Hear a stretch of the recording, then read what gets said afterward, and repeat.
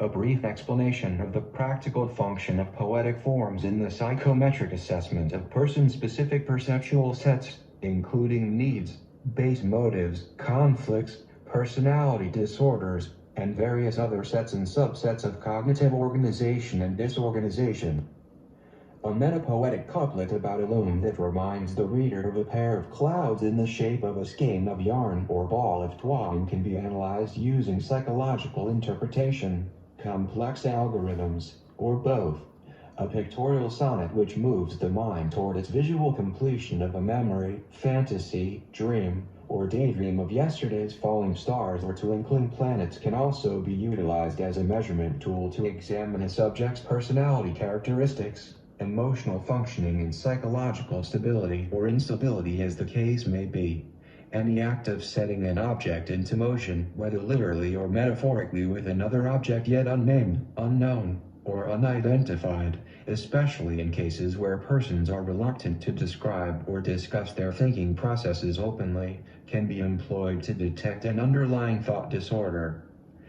Such disorders can also be detected within the inaccuracies of such persons' drawings when they are provided with the task of rendering the depiction of an image upside down and backwards or copying an unfamiliar signature in reverse. A sestina on the topic of a gull in aerial flight overhead in the pattern of the algorithmic function of a sestina above one of the spiraling stone walls at Elsinore, also designed in the form of such an algorithmic function, can be conceived as a psychometric implement for the examination of pareidolia, the active pattern or perceiving objects, shapes, or scenery as meaningful signs and symbols to the observer's experience.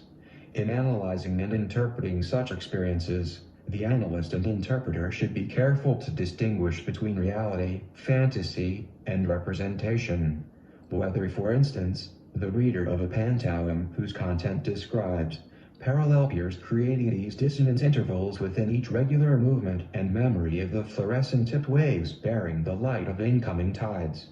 relates such a poetic image to the memory of viewing an exhibition of early Mondrian paintings with her mother somewhere in a Manhattan museum, or even more likely, gallery space which almost by accident happened to be open in spite of the conventions on some Monday in late or mid-May, or whether she relates such a poetic image to the fantasy of sexual intercourse on Mediterranean seashore, or simply instead attempts to recreate an objectivist cinematic experience within her mind's eye, accurately utilizing only the specific and literal verbal details provided by the poetic example, should be duly and dutifully noted by the analyst.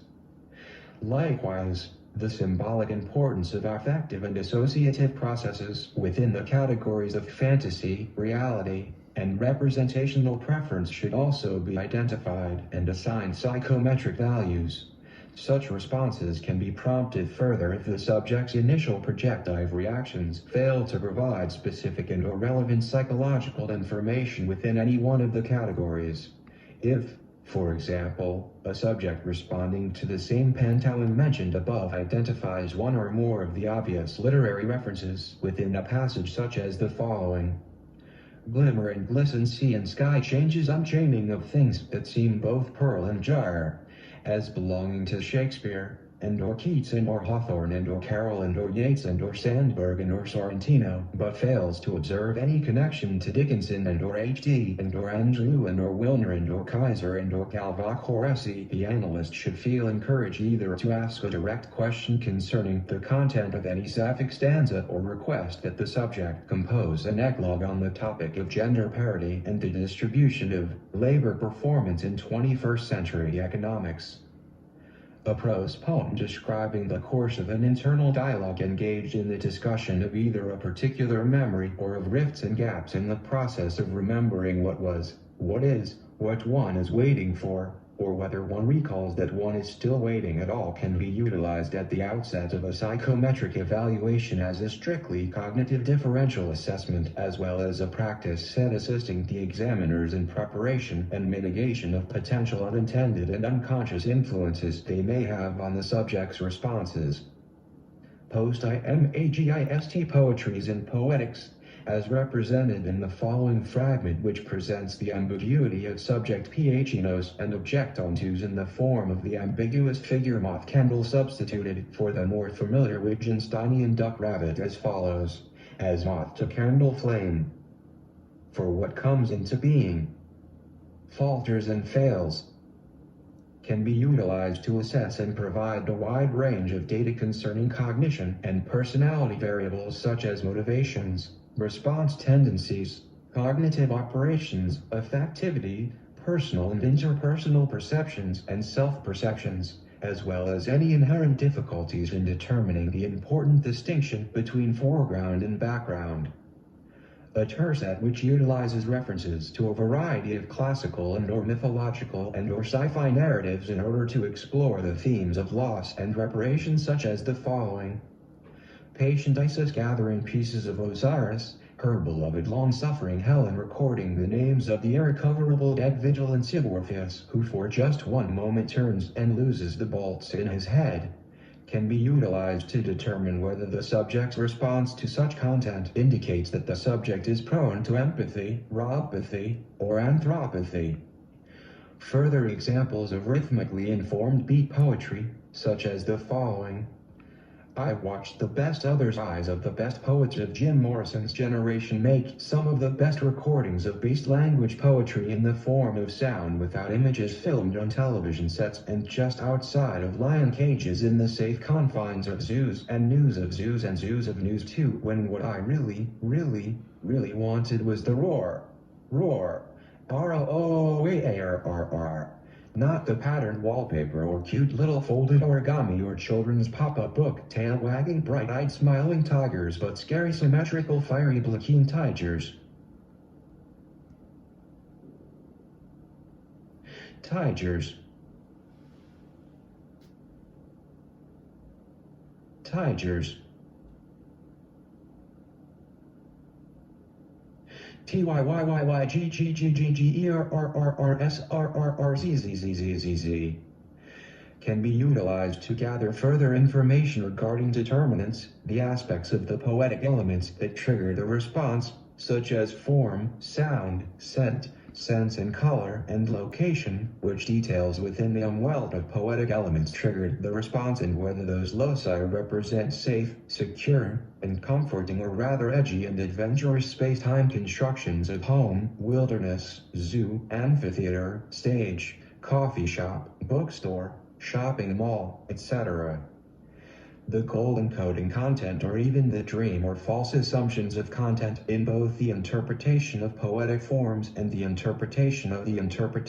poetic forms is to categorize the objects, preferably by sorting in some fashion or other, that the subject describes in response to those formed. Hence, there are 27 established codes appearing in service to what is referred to as serving the function of identifying the name of the descriptive object. These codes are highly classified and include terms such as human, e.g., one who remembers, one who seeks out, nature, e.g., stick or stone, remembers, entropy, and visual and acoustic pleasure, animal, e.g., hummingbirds, and eyes downcast, minds turned inward or completely out, abstract, e.g., ineluctable entropy, of time and matter, mere objects and empty space, graphic certainty, names afloat in the residuum, and turned inward or completely out, clothing, e.g., in lines, hands astride, and that seeks out the hand, fire, e.g., one who resists, and one who embraces, and one who desires, and X-ray, e.g., or neglected list, and those who wait, shadowed, to name just a few of these codes and corresponding category instances taken from the following example of a strictly conceptual couplet poem called "And Remembers, Resistant to the Ineluctable Entropy of Time and Matter of Fact, mere objects and empty space, like the visual and acoustic pleasure of hummingbirds, stick or stone that seeks out the hand, graphic certainty of the abandoned or neglected list, those who wait shadowed in lines, hands astride, eyes downcast, minds turned inward or completely out, names afloat in the residuum of embrace or desire. The interpretation of a response to poetic form is a complex process. It requires a wealth of knowledge concerning personality dynamics generally, as well as considerable experience with the poetic form interpretation coding system specifically. Proficiency as a poetic form psychometric interpreter cannot be gained within just a few months. Even those who are able and qualified to become poetic form interpreters usually remain in a learning stage for a number of decades, sometimes for the remainder of their lives.